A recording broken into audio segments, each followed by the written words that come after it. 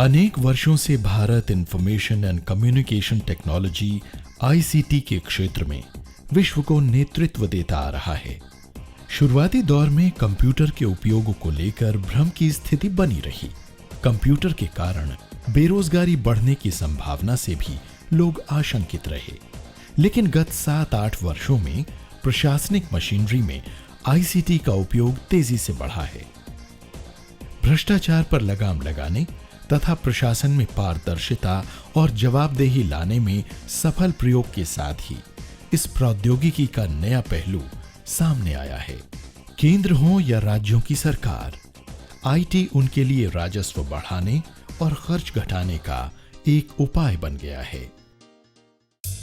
एक समय विश्व के सबसे भ्रष्ट देशों में शामिल दक्षिण कोरिया की राजधानी सियोल में 1998 में ओपन प्रोजेक्ट शुरू किया गया। इसके अंतर्गत अधिकांश सेवाएं ई शासन के माध्यम से उपलब्ध कराई गईं।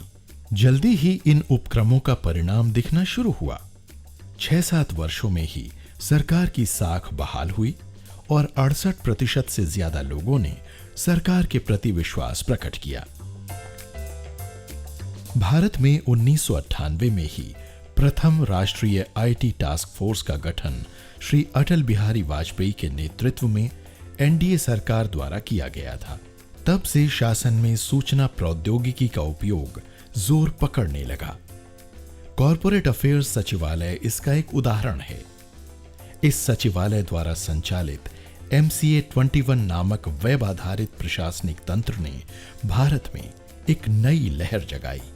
इससे सरकार में हर स्तर पर मौजूद रेड टेपिज्म और भ्रष्टाचार कम करने में मदद मिली और छोटे और मझोले उद्योगों को पनपने का अवसर मिला। एनडीए शासनकाल में प्रारंभ सूचना प्रौद्योगिकी आधारित प्रशासनिक व्यवस्था की पहल आज पारदर्शी प्रशासन का आधार बन गई है।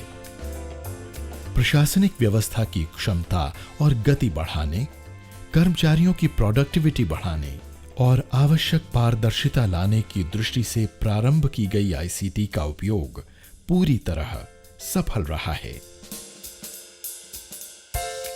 भारतीय जनता पार्टी अगले चरण में आईसीटी को भ्रष्टाचार के विरुद्ध एक हथियार के रूप में स्थापित करना चाहती है।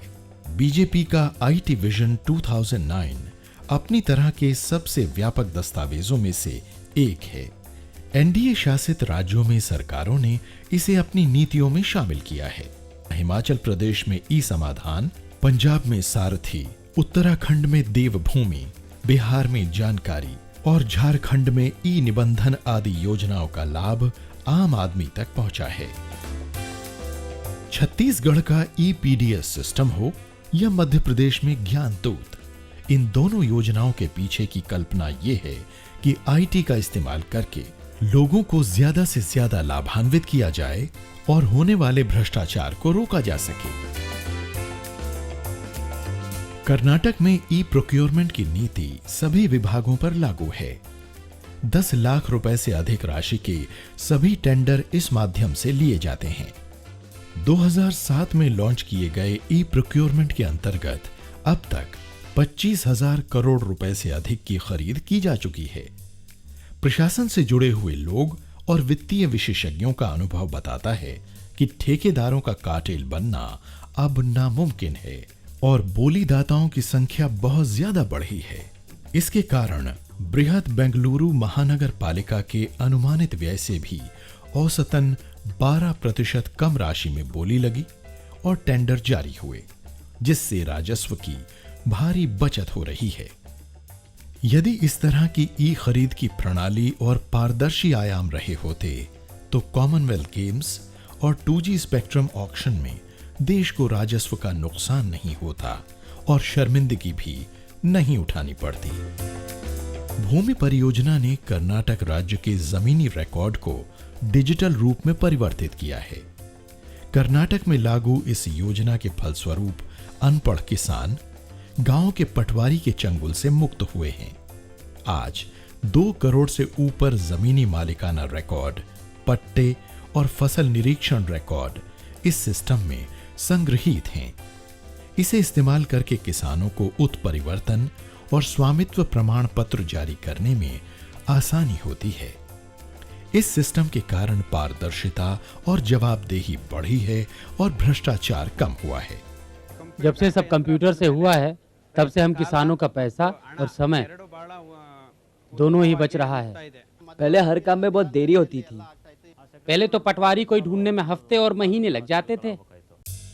आज सिर्फ भारतीय जनता पार्टी और एनडीए शासित राज्य ही नहीं, बल्कि सभी सरकारें शासन के लिए सूचना प्रौद्योगिकी के प्रयोग की ओर बढ़ी हैं।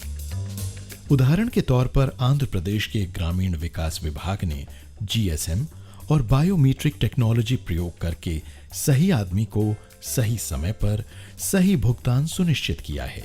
इससे फर्जी भुगतान, मजदूरों की नकली लिस्ट और कमीशन एजेंट कम हुए हैं। आंध्र प्रदेश हाउसिंग कॉरपोरेशन की आवास योजना में घर बनाकर नहीं दिए जाते, बल्कि उन्हें बनाने के लिए जमीन, प्लान, सामग्री और रकम दी जाती है। इसकी प्रभावी निगरानी के लिए हाउसिंग ऑनलाइन मॉनिटरिंग सिस्टम का प्रयोग होता है। इसमें हर कदम पर उपग्रह और जीआईएस तकनीक के द्वारा मकान बनाने की प्रक्रिया पर नजर रखी जाती है। मकान के निर्माण की प्रगति के अनुसार भुगतान किया जाता है। आईसीटी का संपूर्ण उपयोग करने वाली आधार कार्ड परियोजना का प्रभावी कार्यान्वयन नरेगा और पीडीएस जैसी व्यापक और भ्रष्टाचार में डूबी हुई परियोजनाओं में पारदर्शिता लाकर उन्हें प्रभावी निगरानी और नागरिक केंद्रित बनाने में मददगार साबित होगी। हाल ही में गुजरात में ई भर्ती के द्वारा 10,000 से ज्यादा शिक्षकों का चयन किया गया। आवेदन, परीक्षण, मेरिट लिस्ट और पोस्टिंग सब कुछ ऑनलाइन किया गया, जिससे लागत बहुत कम रही। पूरा काम सिर्फ 28 दिनों में पूर्ण हुआ। कोई पक्षपात नहीं हुआ, पारदर्शिता बनी रही, सही व्यक्ति चुने गए और जनता का विश्वास बढ़ा। साथ ही शिक्षा जैसे महत्वपूर्ण क्षेत्र को बढ़ावा भी मिला। ये जो भर्ती थी वो बहुत ही सरल और एकदम पारदर्शक थी। ये जो रिक्रूटमेंट की प्रोसेस है वो बहुत ही अच्छी है। ये तो मैंने सपने में भी नहीं सोचा था कि मुझे ये गवर्नमेंट जॉब मिलेगी।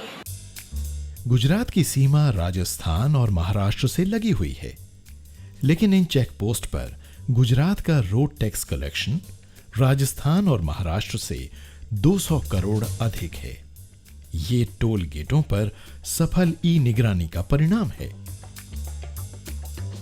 पहले आते थे हम तो कांटा और वो कंप्यूटर नहीं था तो देर लगती थी काम। अब 4 लाइन जब से हो गया है और ये कांटे लग गए हैं, यहाँ कंप्यूटर लग गया है तो काम जल्दी हो जाता है। गुजरात में state wide attention on grievances by application of technology स्वागत द्वारा आम आदमी को सरकार से 4 स्तरों अर्थात ग्राम, तहसील, जिला और राज्य स्तर पर जोड़ने की योजना है।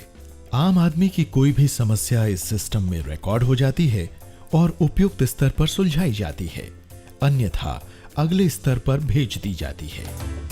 महीने के आखिरी गुरुवार को अपराह्न 3 बजे तक अनसुलझी समस्याओं पर मुख्यमंत्री स्वयं ध्यान देते हैं।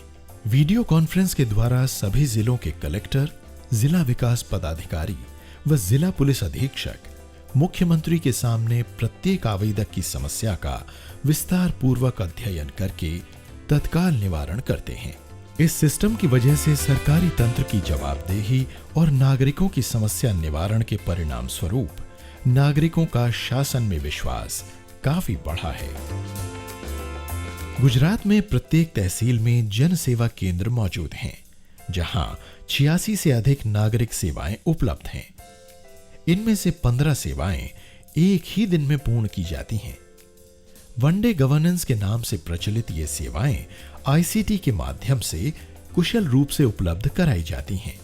दस्तावेजों के स्वप्रमाणीकरण जैसी नागरिक सशक्तिकरण प्रक्रियाओं और तकनीक के समावेश से बिचौलियों को हटाकर त्वरित सेवा प्रदान करना संभव हुआ है। राज्यों द्वारा आईसीटी के प्रभावी कार्यान्वयन से जनता को भ्रष्टाचार और शोषण से मुक्ति की प्रौद्योगिकी यानी लिबरेशन टेक्नोलॉजी प्राप्त होगी। ये फिल्म केवल कुछ प्रयासों को दर्शाती है, मगर और भी बहुत से ऐसे प्रयास हैं जो हमारे समझने लायक हैं। इंफॉर्मेशन और कम्युनिकेशन टेक्नोलॉजी आधारित एक जिम्मेदार सरकार और पारदर्शी प्रशासन भारत को गौरवशाली और सशक्त देश बनाने में महत्वपूर्ण भूमिका निभाएगा।